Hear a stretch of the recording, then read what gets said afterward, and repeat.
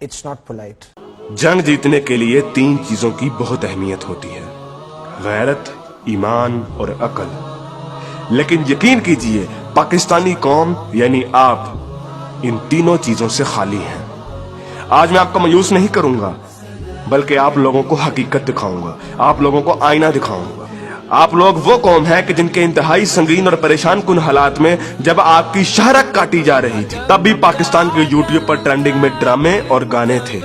क्या गज़वा हिंद की पेशनगोई इस कौम के लिए की गई थी कि जिसकी 80% आबादी हराम खाती और कमाती है, जिनके पेट में हराम होता है, जिस कौम की 90% आबादी झूठ बोलती है, गाहक को चीज की खामियां और नुक्स बताए बगैर बेच देती है और इसको अक्लमंदी समझती है, जिस कौम की बेटियां टिकटॉक पर नाचती हैं और इस कौम के शाहीन उन्हें बड़ी खुशी से देखते हैं। और यही बेटियां और बेटे जब वालिदैन बनेंगे तो सिवाय नाचने वालों के और क्या पैदा करेंगे, और ये माएं क्या तरबियत करेंगी। हकीकत तो ये है कि बेगैरत हिंदू और यहूदी नहीं, बेगैरत आप हैं।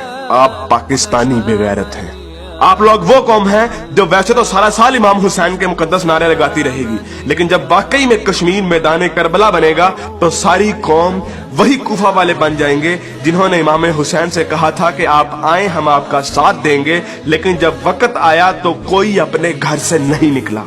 फिर ये लोग तालिबान की मिसालें देते हैं कि तालिबान के पास कुछ भी नहीं था, कोई असबाब नहीं थे, लेकिन अल्लाह ने उन्हें फिर भी फतह दी। मुझे हैरत है कि ये किस मुंह से तालिबान की बात करते हैं। तालिबान को अल्लाह ने फतह दी थी तो उनकी गैरत, उनके ईमान, उनके तवक्कल, उनकी जिद्दोजहद, उनकी कुर्बानियों, उनके अज़म, उनके इस्तक़लाल और उनकी जिहाद की बिना पर। ना तो उनकी बेटियां टिकटॉक पर नाचती थीं, ना उनके बेटे गेम ऑफ थ्रोन्स और गानों और फिल्मों के शदाई थे, ना वो हराम खाते थे और ना ही वो नमाज कज़ा करते थे।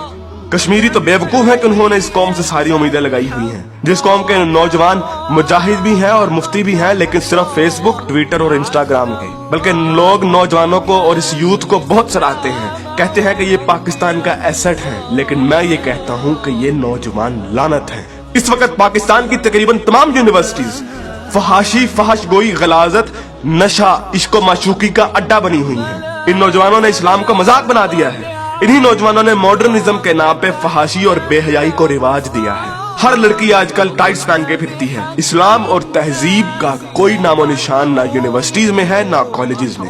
आज के लड़के गर्लफ्रेंड बनाने और लड़कियां बॉयफ्रेंड बनाने को फख्र समझती हैं। इन्हीं नौजवानों में चर्च और सिगरेट एक फैशन बन चुका है। हॉलीवुड के गाने और फिल्में और खुसूसी तौर पे नेटफ्लिक्स आज फैशन, मॉडर्न और पढ़े लिखे होने की अलामत है। और फितने सिर्फ शहरी इलाकों में ही नहीं, देहात में अक्सर मसाजिद खाली पड़ी रहती हैं। बमुश्किल किसी मस्जिद में एक सफ से ज्यादा नमाजी होते हैं। और झूठ, शरीकेबाजी, बदला और फसाद जितना देहात में होता है उतना तो शहरों में भी नहीं होता। अक्सर कॉलेजेस और यूनिवर्सिटीज के असातिज़ा फहश किस्म की जुगते लगाते हैं और बच्चों को बजाय अखलाकियात की तालीम देने के खुद बद अखलाकी की मिसाल बने होते हैं। और ऐसा क्यों ना हो, जब टीचर 45 मिनट पढ़ाने के पैसे ले लेता है लेकिन 20 मिनट पढ़ाता है और बाकी टाइम या तो मोबाइल पे गुजारता है या जुगतबाजी में या मजाक करने में, तो जब असातिज़ा तक के पेट में हराम की कमाई होगी तो वो क्या अखलाक सिखाएंगे। और सबसे बढ़कर हम जिन्स परस्ती और लोंडेबाजी पे पने हुए मजाक इस कदर आम हो चुके हैं, इस कदर आम हो चुके हैं कि सोशल मीडिया पर चलने वाले बिलावल भुट्टो और शेख रशीद की मीम्स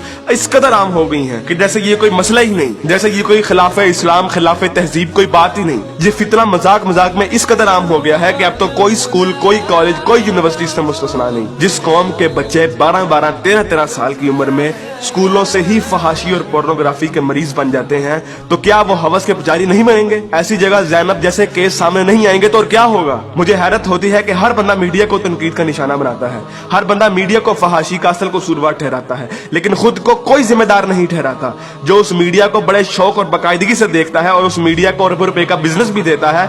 बल्कि टीवी और गाने तो इस कौम के लिए आज ऑक्सीजन बन गए हैं। आप अभी किसी नाई की दुकान पर चले जाएं, किसी दर्जी की दुकान पर चले जाएं, हत्ता कि किसी चिंची रक्षे को देख लें, सब जगह गाने और मुजरे चल रहे होंगे। तकरीबन हर बंदे के व्हाट्सएप के स्टेटस पर या तो कोई टिकटॉक की वीडियो या फिर गाने लगे होंगे। और सबसे बढ़कर बेशर्मी और हराम इस कौम में इस कदर सराहियत कर गया है कि अब तो नातों को भी म्यूजिक के बगैर नहीं सुनते, नातों तक के अंदर म्यूजिक लगा दिया गया है। हमारी कौम का तो मजदूर और गरीब बंदा भी उतना ही खबीस है कि जितना अमीर। हर बंदा हराम खाता और कमाता है, फर्क सिर्फ ये है कि कोई ज्यादा खाता है और कोई कम। मुझे बताइए कि कितने मजदूर और कितने गरीब लोग आप मस्जिद में देखते हैं? किसी बाजार में चले जाएं, मर्दों से कई गुना ज्यादा औरतें नजर आएंगी। औरत अब बाजार की जीनत बन चुकी है। इस इस्लामी मुआशरे में आज तक किसी को कुरान तर्जुमे से पढ़ने की तौफीक नहीं हुई और अगर कोई पढ़ता है तो सिर्फ अपने मतलब के दलाइल ढूंढने के लिए।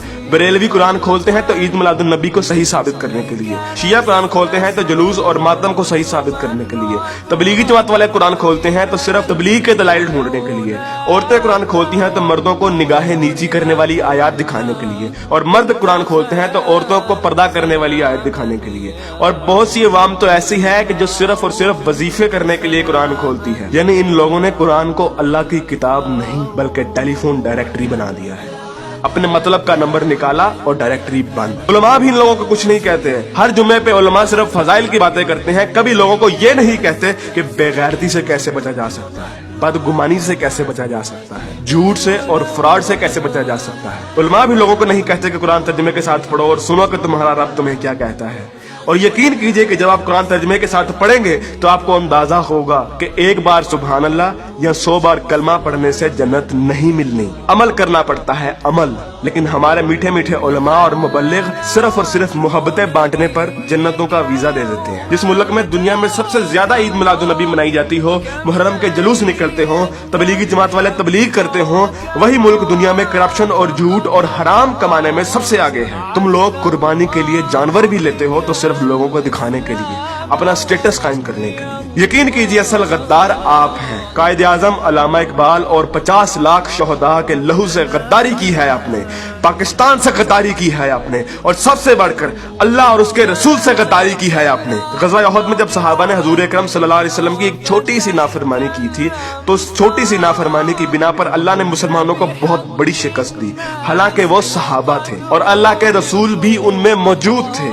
लेकिन आज आप लोग ये कहते हैं कि अगर जंग हुई तो आसमान से फरिश्ते उतरेंगे कतार अंदर कतार। तो पहले अपने अमाल और अपनी औकात देखिए और फिर बात कीजिए। ऐन मुमकिन है कि आप लोगों को इस तकरीर का कोई असर ना हो, क्योंकि जिस पेट में हराम, जबान पे झूठ, कानों में गाने और आंखों में हवस भरी हो, उन दिलों पर हक की बात असर नहीं करती। मैंने कभी इतनी बदतमीजी और सख्त अल्फाज से बात नहीं करनी थी, लेकिन यकीन कीजिए मैं बहुत मजबूर हूँ साफ साफ अल्फाज में अपनी कौम को उनकी हैसियत दिखाने के लिए कि असल में बदनामी के जिम्मेदार आप लोग खुद हैं, कि असल में जलालत आप लोगों ने खुद खरीदी है। ना तो आप कुरान के मोमिन हैं, ना इकबाल के शाहीन।